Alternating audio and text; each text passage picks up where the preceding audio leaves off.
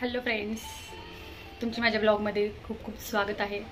तर आज आपण बनवत आहोत अंड्याची भाजी, काळ्या मसाल्याची। तर मी अंडे उकडायला टाकलेले आहेत। आता तुम्हाला जेवढे पाहिजे तेवढे तुम्ही अंडे उकडायला टाकू शकता। आणि मी आता बॅक कॅमेराने तुम्हाला पूर्ण रेसिपी दाखवते, कारण की माझ्याकडे कॅमेरा पकडण्यासाठी कोण नाही आहे। मी इथे 2 मध्यम आकाराचे कांदे उभे चिरून घेतलेले आहेत। त्यानंतर मी 3 ते 4 इंचाचा खोबऱ्याचा तुकडा उभा कट करून घेतलेला आहे। त्यानंतर तुम्ही इथे बघू शकता मी 1 पाकळी लसणाची घेतलेली आहे, ठेचून घेतलेली आहे आणि आलंही घेतलेलं आहे। आणि मी हे दोन्ही नंतर मिक्सरमध्ये बारीक करून घेणार आहे। तुमच्या आवडीनुसार कोथिंबीर घेऊ शकता तुम्ही। आणि मी इथे फुटाणे घेतलेले आहेत, तुम्ही डाळ्या पण घेऊ शकता। चला तर मग आपण रेसिपीला सुरुवात करूयात। इथे मी कढई ठेवलेली आहे गॅसवरती तापण्यासाठी आणि त्यामध्ये आता कांदा टाकून घ्यायचा आणि कांदा छान लालसर होईपर्यंत, त्याला छान सोनेरी कलर येईपर्यंत भाजून घ्यायचा। कांदा लवकर भाजण्यासाठी तुम्ही थोडीशी त्यामध्ये मीठ पण घालू शकता। मी या कांद्यामध्ये थोडेसे एकदम नॉर्मल असं तेल घालून घेत आहे, म्हणजे कांदा छान भाजला जातो। तर तुम्ही बघू शकता कांदा छान गोल्डन कलरचा झालेला आहे। माझी कढई पण लाल झालेली आहे, कारण की ती स्टीलची असल्यामुळे थोडीशी लाल होते लवकर। आता मी इथे उभे कट केलेले खोबरे भाजून घेणार आहे। खोबरे पण छान सोनेरी कलर येईपर्यंत भाजून घ्यायचे। तर तुम्ही इथे बघू शकता मी खोबरे किती छान भाजून घेतले आहे आणि कांदाही छान भाजलेला आहे। दोन्हीही गोल्डन कलरचे होईपर्यंत भाजून घेतलेले आहेत।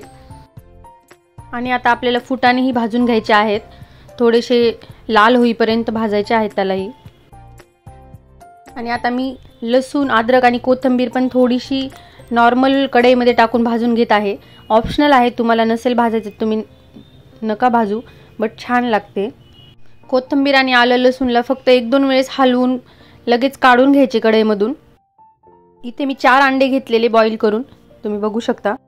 आता आपण हे जे सर्व काही भाजून घेतलेलं आहे ते सर्व मिक्सरमध्ये छान बारीक करून घ्यायचं। पहिले कोरडंच बारीक करून घ्यायचं, त्यानंतर थोडं थोडं पाणी ॲड करून त्याला एकदम छान पूर्णपणे बारीक करून घ्यायचं। तुम्ही बघू शकता मी इथे किती छान पेस्ट केलेली आहे। आता इथे मी कढई ठेवलेली आहे गॅसवरती गरम करायला आणि त्यामध्ये तेल घालत आहे। तेल तुम्ही तुमच्या आवडीप्रमाणे कमी जास्त करू शकता, मी खूप कमी तेल वापरते।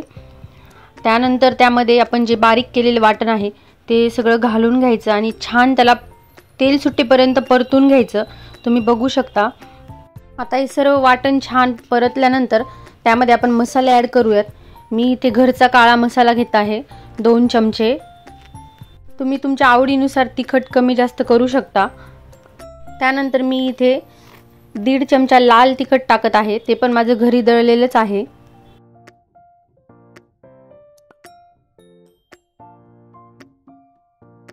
नंतर अर्धा चमचा हळद टाकून घ्यायची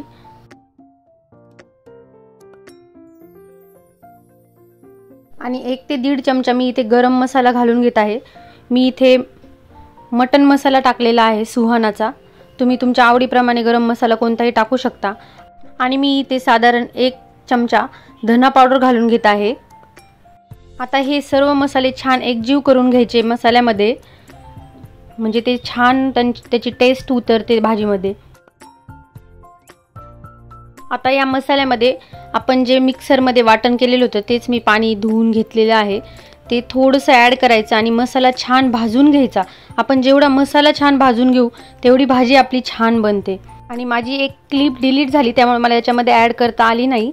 मी जे पाणी ओतत आहे त्याच्यामध्ये मी थोडंसं ज्वारीचं पीठ भाजून घेतलेलं आहे आणि ते ॲड केलेलं आहे त्याच्यामध्ये। ज्वारीचं पीठ हे ऑप्शनल आहे, बट त्याने भाजी खूप छान चविष्ट होते आणि घट्ट पण होते। थोडे थोडे करून मी भाजीमध्ये पाणी ॲड करत आहे आणि तुम्ही बघू शकता मसाला किती छान शिजलेला आहे। कॅमेरामध्ये माझ्या थोडासा व्हाईट कलर दिसत आहे, बट खूप छान कलर आलेला आहे त्याला। आता मी भाजीमध्ये चवीप्रमाणे मीठ ॲड करून घेत आहे। आता आपण यामध्ये आपल्याला जेवढी पातळ घट्ट भाजी पाहिजे आहे तेवढं पाणी गरम करून ॲड करू शकतो। तर मी यामध्ये केलेलं आहे गरम पाणी ॲड आणि वरतून कोथिंबीर पण घातलेली आहे। तर तुम्ही बघू शकता भाजी किती छान दिसत आहे। छान उकळू द्यायची पूर्ण भाजी। आता मी बॉईल केलेले अंडे भाजीमध्ये घालत आहे। भाजीला खूप सुंदर कलर आलेला आहे. तेल मी खूप कमी टाकलेले त्यामुळे तरी तुम्हाला दिसणार नाही. तुम्ही तेल जास्त ॲड केले तर तुम्हाला तरी दिसेल. तुम्हाला जर आवडत असेल तर तुम्ही तेल जास्त वापरू शकता. आणि छान गरमागरम भाकरीसोबत ही भाजी, काळ्या मसाल्याची भाजी खूप छान लागते. तुम्ही नक्की ट्राय करून बघा आणि कशी झाली मला नक्की कमेंट करून सांगा. तर मी तुम्हाला फोटोमध्ये माझी ओरिजिनल भाजी कशी झाली ते दाखवते, कारण व्हिडिओमध्ये तेवढा कलर दिसत नाही आहे. तर तुम्ही बघू शकता किती सुंदर कलर आलेला आहे भाजीला. तर अशा पद्धतीने एक वेळेस नक्की भाजी ट्राय करून बघा आणि कशी झाली मला कमेंटमध्ये नक्की कळवा. भेटूया लवकरच पुढच्या व्लॉगमध्ये. तोपर्यंत बाय बाय.